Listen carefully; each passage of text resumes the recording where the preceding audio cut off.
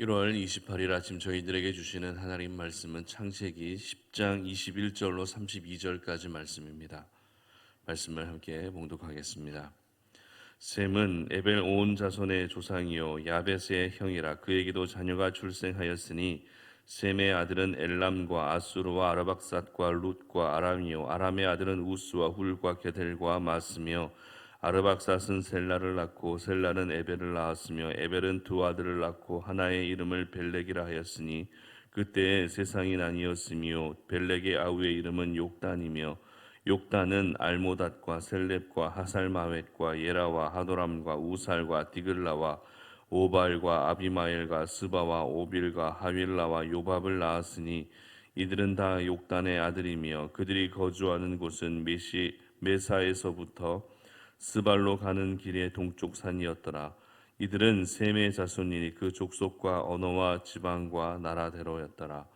이들은 그 백성들의 족보에 따르면 노아 자손의 족속들이요 홍수 후에 이들에게서 그 땅의 백성들이 나뉘었더라. 아멘. 화려한 가문보다 믿음의 가문이 되어야 한다라는 제목으로 말씀 전합니다. 교회 바로 앞에 있는 식당의 이름이 뼈대 있는 가문이라는 식당인데요. 뼈대 있는 가문, 여러분 어떤 식당일 것 같으십니까? 바로 뼈해장국 식당인데요. 뼈해장국 가게이기 때문에 그 이름을 뼈대 있는 가문 이렇게 지었던 것 같습니다. 그런데 이 뼈대 있는 가문이라는 표현이 우리 삶 속에서 주로 사용될 때가 따로 있습니다. 바로 그 가문에서 나라를 위해 큰 공헌을 한 사람이 있을 때 그 가문을 가리켜서 뼈대 있는 가문이다 이렇게 이야기를 하는 것이죠. 가문에서 대통령이 나오고 아니면 세계적인 전문가가 나온다는 것은 그 가문의 입장에서는 굉장히 영광스러운 일이 아닐 수가 없습니다. 그렇다면 우리 가문에서 그렇게 훌륭한 사람이 나올 수 있게 하는 것이 우리 가문이 나아가야 할 방향과 그리고 목적이 되어야 하는 것일까요? 우리 집안에서 대통령이 나오고 세계적인 전문가가 나오는 것이 우리 가문이 나아가야 할 방향과 목적이다라는 것에 대해서 어떻게 생각하십니까?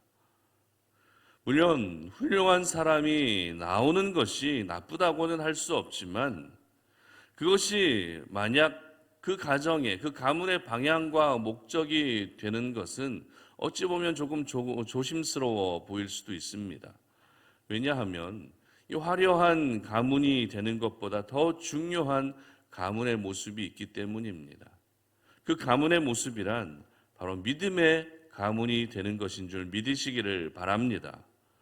오늘은 노아의 장자인 셈의 가문에 대해서 기록하고 있는데요. 성경은 이 노아의 세 아들의 후손을 기록할 때 그 배치와 구조만을 보게 되면 셈의 가문이 가장 약하게 미약하게 보이게끔 기록하고 있는 것을 알 수 있습니다. 그 이유는 셈과 함과 야벳 중에 막내였던 이 야벳의 가문을 가장 먼저 언급하고 있기 때문입니다. 그리고 저주를 받았던 함의 가문의 화려함을 굉장히 구체적으로 장황하게 기록하고 있기 때문에 그렇습니다.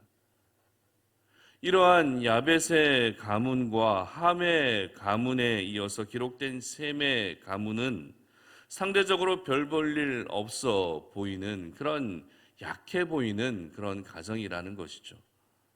실제로 셈의 가문의 내용을 하나씩 살펴보게 되면 특별한 것이라고는 전혀 찾아볼 수가 없습니다. 니므롯과 같은 훌륭한 사람이 나온 것도 아닙니다.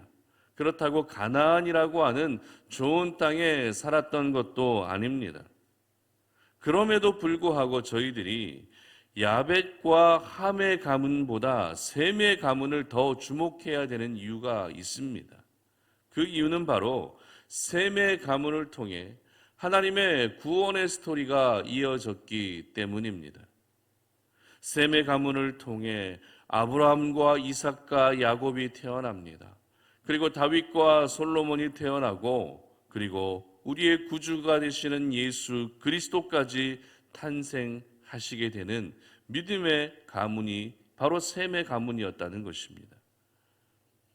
이전에 노아가 포도주에 취해 있을 때 그렇게 하체를 모두 드러내놓고 잠들어 있을 때 함은 그 사실을 두 형제에게 알리고 맙니다. 하지만 셈과 야벳은 아버지의 하체를 덮어줌으로써 축복을 받게 되는데요. 그때 축복의 내용을 잠시 보게 되면 오늘 본문은 아니지만 9장 26절의 기록은 이렇게 기록합니다. 또 이르되 셈의 하나님 여호와를 찬송하리로다. 가나안은 셈의 종이 되고 이렇게 축복합니다. 그리고 9장 27절 보시기 바랍니다. 제가 읽어드립니다. 하나님이 야벳을 창대하게 하사 셈의 장막에 거하게 하시고 가나안은 그의 종이 되게 하시기를 원하노라 하였더라. 아멘. 이처럼 하나님은 9장 26절에서는 셈을 축복해 주십니다. 그리고 9장 27절에는 누구를 축복해 주고 계십니까? 야벳을 축복해 주고 계십니다. 야벳을 창대하게 하시겠다라고 막내 아들을 축복해 주고 있다는 것입니다. 그러나 그 축복 속에는 창대하게 된 야벳이 누구의 장막에 거하게 된다고 기록하고 있습니까? 바로 셈의 장막에 거하게 된다라고 이렇게 기록하고 있다는 것입니다. 분명 막내 야벳을 축복해 주었는데 창대하게 된 야벳은 큰 형이었던 셈의 장막에 거하게 된다라는 것입니다. 이 말이 무슨 말입니까? 바로 하나님께서는 셈의 가문을 선택해 주셨고 셈의 가문을 통해 하나님의 구원의 스토리를 이어가시겠다는 것입니다. 그리고 야벳의 가문마저도 셈의 가문을 통해 큰 은혜를 입게 될 것을 말씀하고 계시는 것입니다.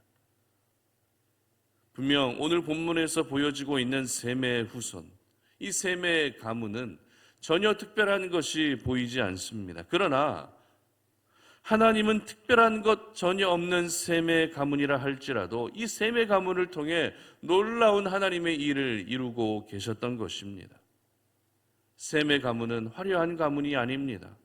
그렇다고 세상적으로 훌륭한 사람이 배출된 가문도 아닙니다.